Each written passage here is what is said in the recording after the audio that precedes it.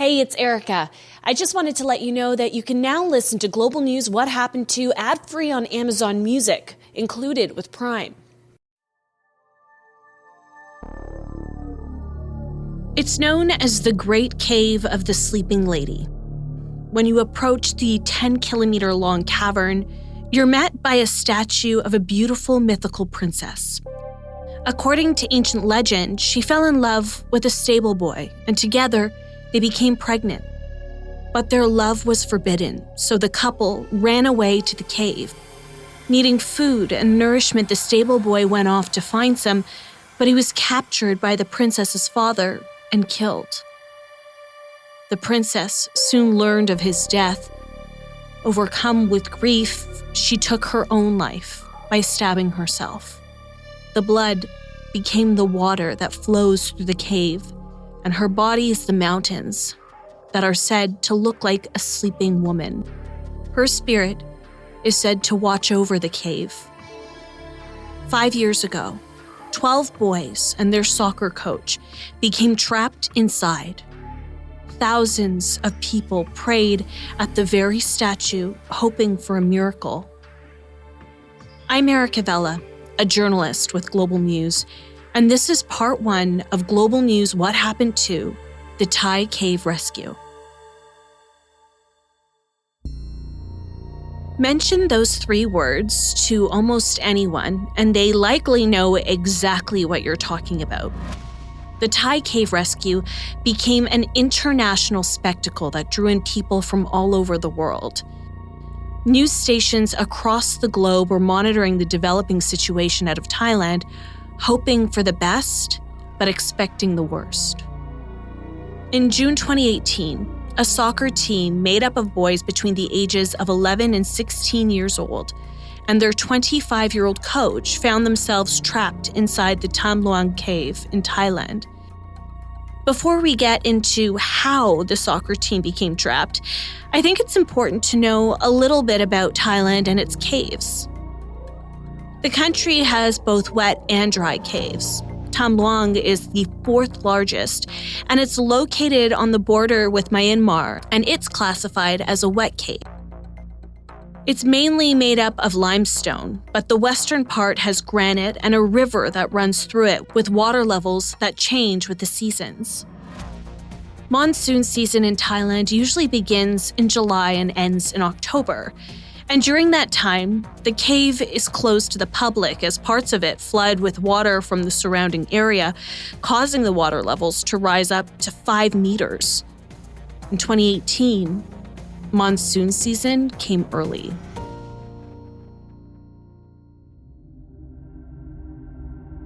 On June 23rd, the Wild Boars soccer team finished practice.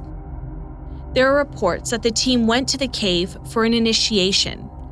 Regardless, the 12 boys, accompanied by their 25-year-old coach, biked over to Tham Luang cave to do some exploring.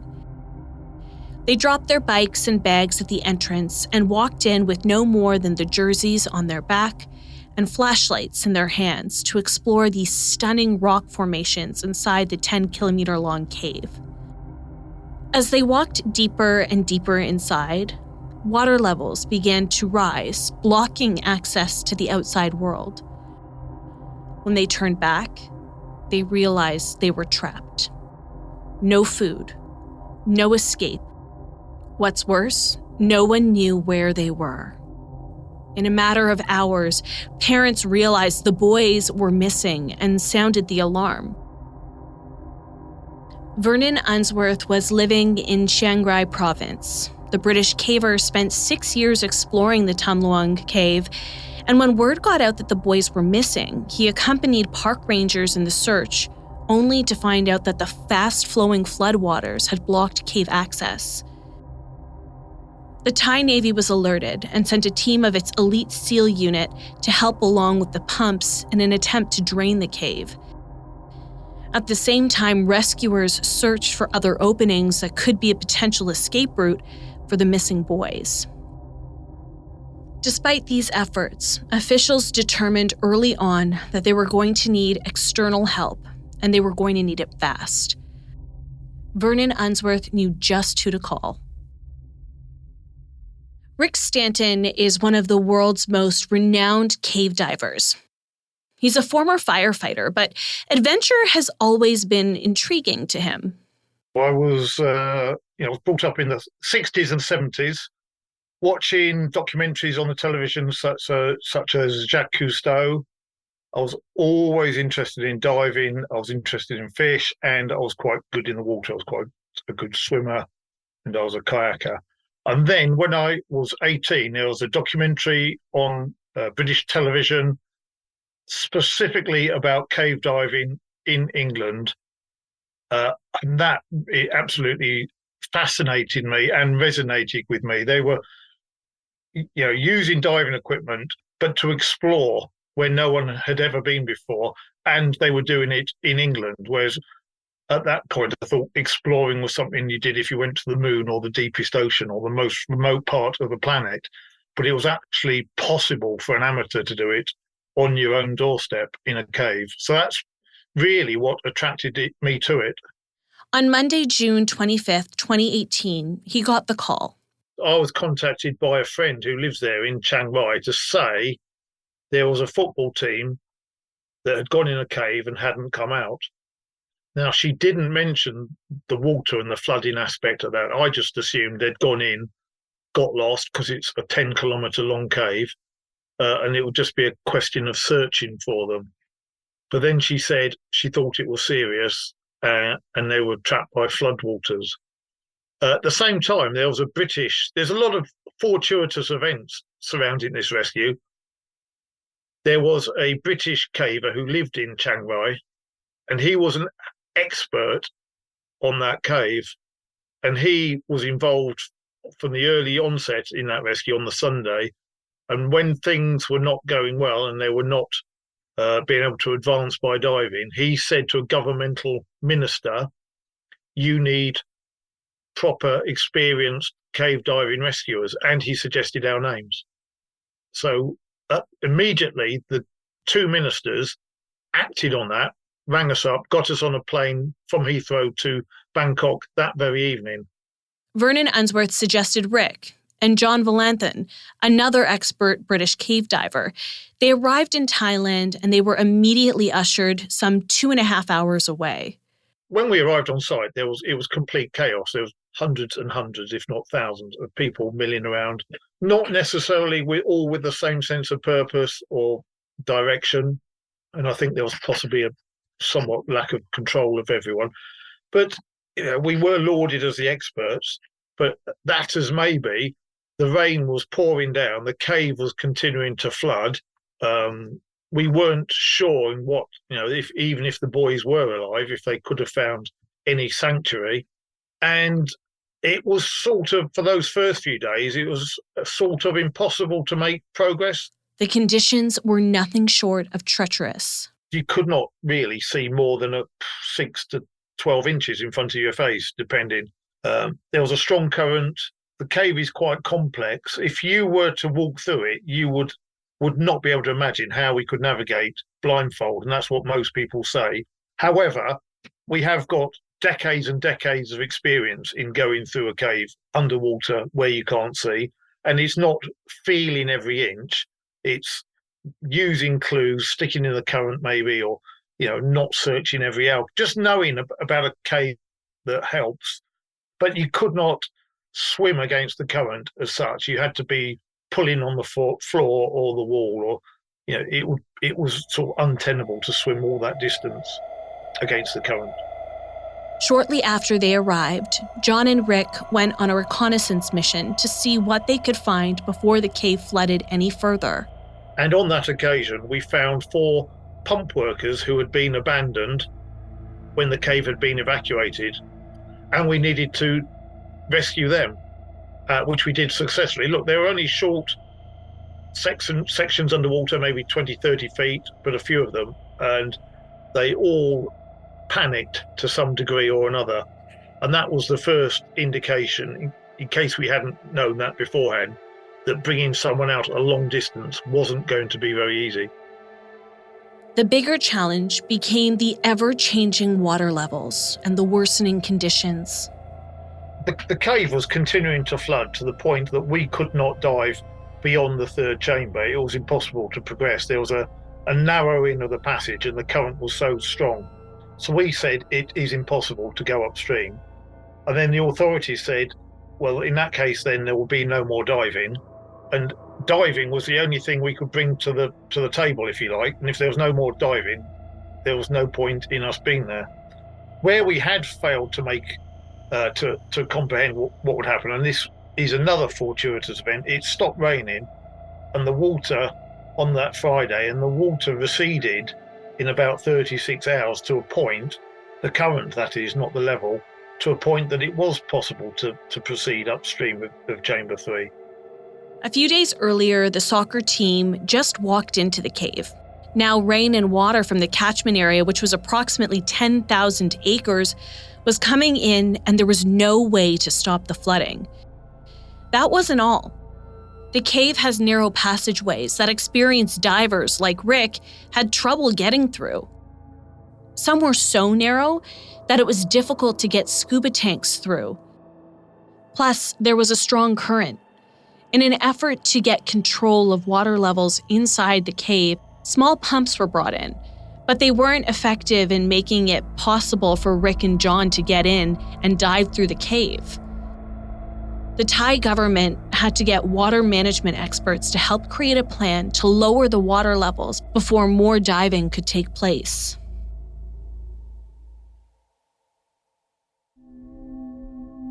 Thanet Natisri is originally from Thailand, but he moved to the US when he was a teenager. He visits Thailand often. In June 2018, he was working on government projects and was scheduled to fly back to Illinois in early July. But then he heard about what was happening at Tham Luang. Instead of coming back home, I got a call from the military to fly into Chiang Rai and help them out with the water management aspects. At the time, I think they were pumping out waters from the cave much as possible. But then the more water they pump out, the more water is coming in.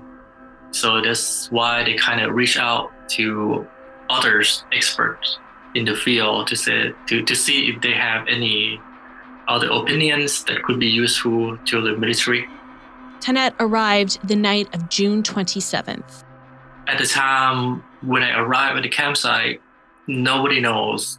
Either they were trapped in the cave or they were just lost in the forest.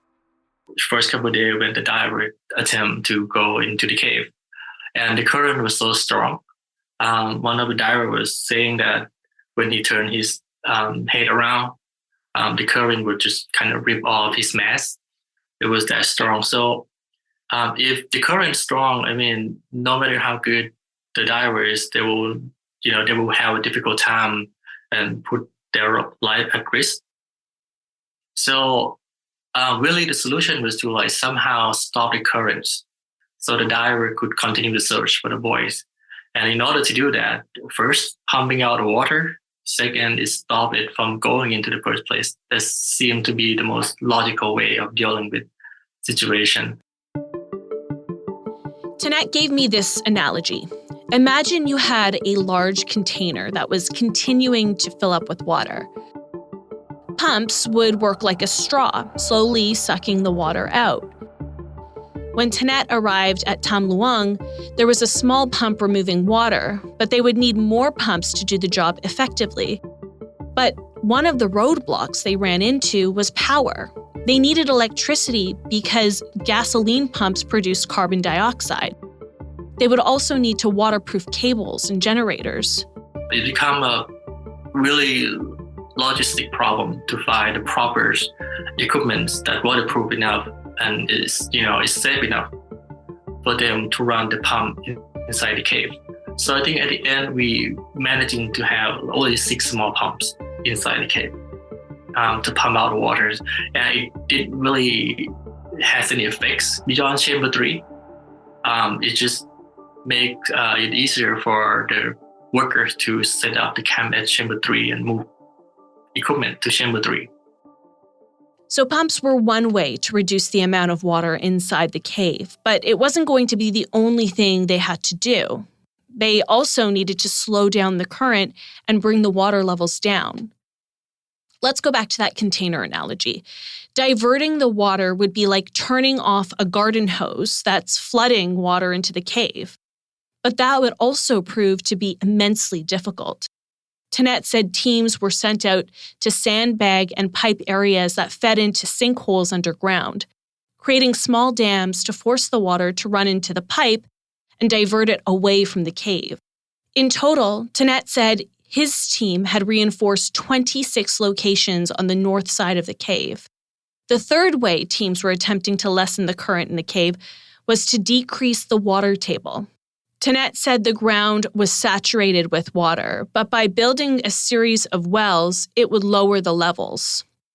So if we can create more empty space underneath the caves, which means more waters could technically fly away and fill up those gaps. It's going to, in theory, it's going to help out at some degrees of water situation inside the cave too. In total, Thanet estimates the water engineering team diverted close to 4 million gallons of water. That's about the same size of 6 Olympic-sized swimming pools. As soon as we started, I voted the water from day one. We also communicated with the caver inside the cave as well. Have them talk to the diver, see if they see any changes in the water situation or the water current. So the first day after 24 hours that we get the updated back, they're saying that the water start getting a little better. A little lower, the current is less stronger. So we know that we hit the right spot. And then after that, we just keep putting our manpower into it. It was really intense from day one in terms of the difficulties, in terms of engineering aspects of it. Extremely difficult, extremely time-consuming, labor-intensive, as well as I'm not just dealing with the work itself, but I'm dealing with the politics behind it as well. So it's just, body and mind. Like a 3-hour sleep daily. As Thanet's team made progress, Rick and John ventured back into the cave. So we took enough line to get to where we thought the only chance of the boys really being safe. And we progressed upstream. So if you imagine you cannot see where you're going, you're trying to lay a line and progress against a current that you cannot really just free swim against. And at the same time, feeling around for bodies, which you might have to do. We didn't want to swim past them. So most people could not imagine that. And then every now and again, there was airspace, and our policy was to smell the airspace. A cave has a very neutral smell, and it's anything that's in any way unusual, you would pick up very easily. I had to take a pause here and think about what Rick was saying to me. The hope was to find the boys alive, but the reality was, after spending days in a flooded cave, that was looking less and less likely. There was a very real possibility that they would encounter bodies. It's traumatic to even think about. I asked Rick how he and John mentally prepared for a mission like this. We've been called upon to recover bodies on numerous occasions. And of course, I had a job in the fire service, which was the bread and butter of fire service work, is to go into a burning house where you actually can't see anything and find people. So that is really my career and my hobby, if you like, or the downside of my hobby. But it's never nice. I'm not, and you have to prepare yourself mentally. Like I might bump into face to face with a lifeless body, but there's no real psyching up or anything like that. You just have to say, this is what's going to happen. We were the best place to do it. Just get on with it, because we are also the best chance those boys have. Rick and John navigated the murky waters, squeezing through tight spaces, pushing against the drag of the current. They had reached Pattaya Beach, a possible refuge for the boys, but they weren't there. John and Rick continued through the darkness, and about 4 kilometers in, they were nearing the end of the line. In an air pocket, Rick paused for a moment. There was only 15 meters left. and I smelt the atmosphere, and it was clear. That's when everything changed, because you could smell people very, very clearly. Yeah, it was a very pungent smell. Imagine 13 boys living in a bedroom and nobody's cleaning anything, and that sort of smell. And I know we almost thought it was the smell of decay. Luckily, it wasn't, but it was very, very pungent. I mean, when you're coming out of a cave, for example, you can smell the outside. You can smell grass really strong. You don't go around in your daily life smelling grass. So imagine, there's 13 boys there. I mean, it was almost overpowering. Rick then heard voices and saw the dim light of flashlights in the distance.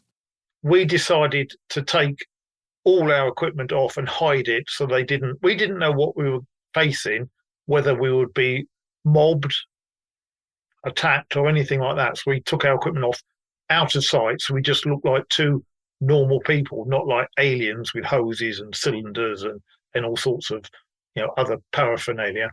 So by the time we'd done that and John had got the camera, they were all walking down into view. The divers recorded their approach. It's pitch black, other than the soft glow from the flashlight. How many of you? They're all alive. 13? Yeah, 13. Brilliant. You can see the boys dressed in their red soccer jerseys and shorts, perched on a rock. They look gaunt. And they all walked towards us, and they all seemed quite healthy, considering they hadn't had no food for those 9 days. But my understanding is their health would have, from that point onward, would have deteriorated very, very rapidly. Now, we had the camera. It didn't belong to us. The SEALs had given it to us for another purpose, to film the route. There was one bit where it was clear, and they wanted us to film that bit. So John took some video of them, which, I mean, you could go out and say they're all alive, but having that proof of life in that video, and let's face it, quite happy faces, and John did a bit of cheerleading with them, that was a golden moment, if you like.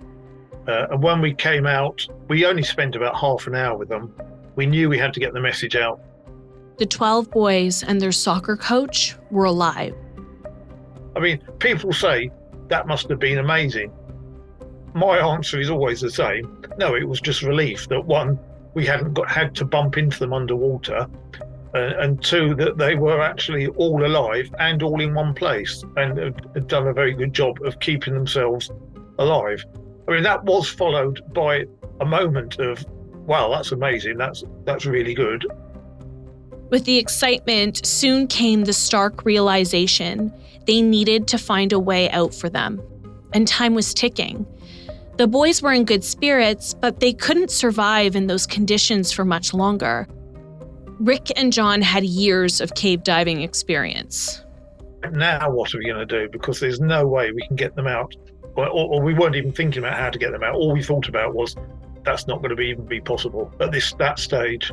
So how are they going to get the boys out safely?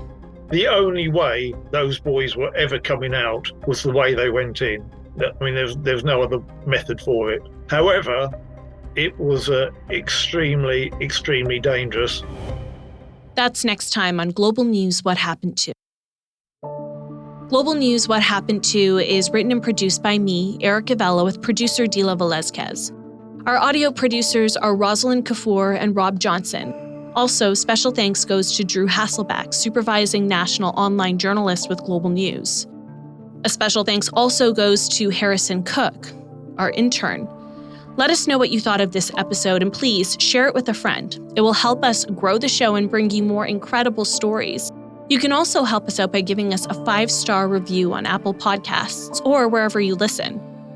You can also reach out to me personally. We are always looking for stories, so if there's a new story you want us to revisit, you can reach me on Twitter at Erica Vella or email me at erica.vella@globalnews.ca. We'll see you next time.